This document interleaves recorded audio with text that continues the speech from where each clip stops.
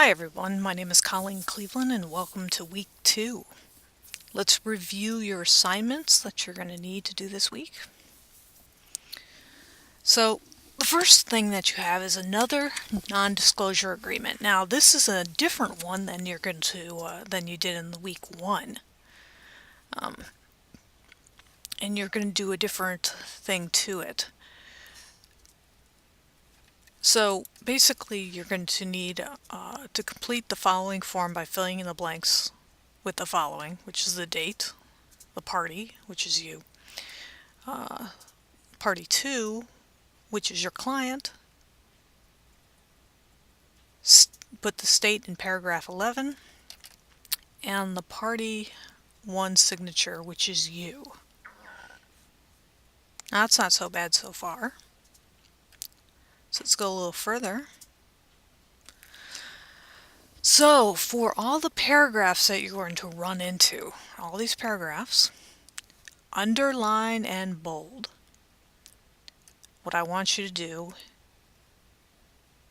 is basically put, say here,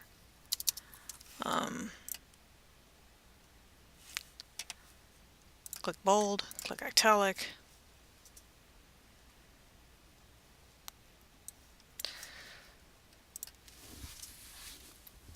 or I'm sorry, underlined.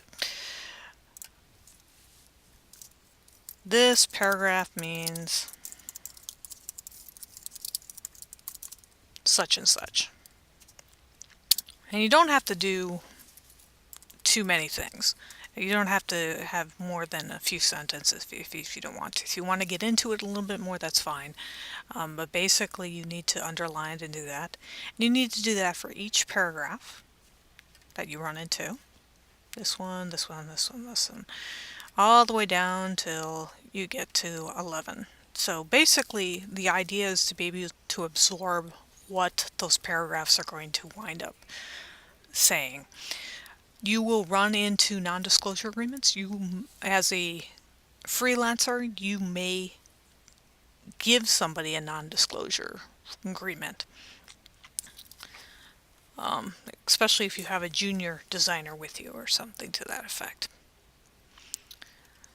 But basically, this is between you and the client, and it's protecting everything that's being said for, it could be 30 days, it could be 90 days, depending on the time limit that's been set.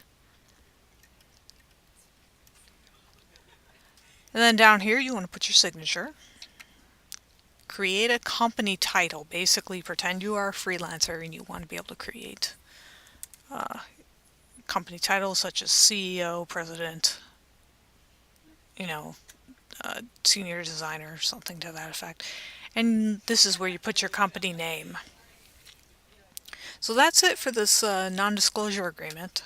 So remember, fill in everything of these particular things. And then after this, basically after every paragraph, I want you to be able to simply in a few sentences break it down as to what exactly that paragraph means. All right, let's move on to the next one.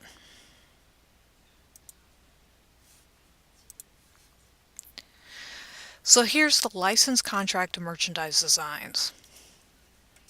Now, in your career, you may encounter an opportunity to complete design works for merchandise.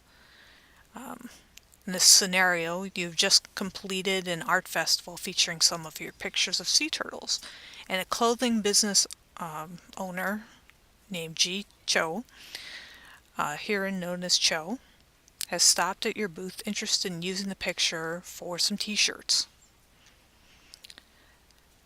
This is, of course, having to refer to licensing. So the idea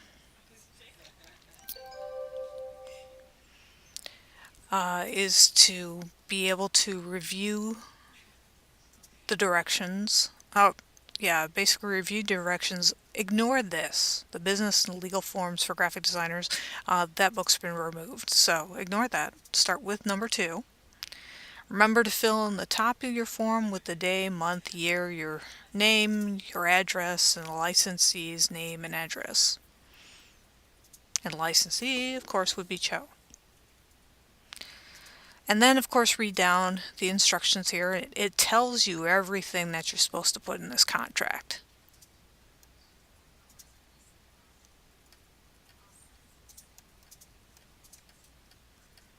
So here's the contract itself. Here's your day, here's your month, here's your year, between you and located at what your address is and Jicho. And basically just kind of read everything that goes into it. Like I said, the directions should tell you everything that was up there. Basically, you're going to wind up putting in these blanks. Then I will need you to sign it. Put your name here, print it out, and then basically sign it. So that's it for the assignments for week 2. Say if you do have any questions, email me, preferably before Thursday, because I will not be available next week. Other than that, have a great day.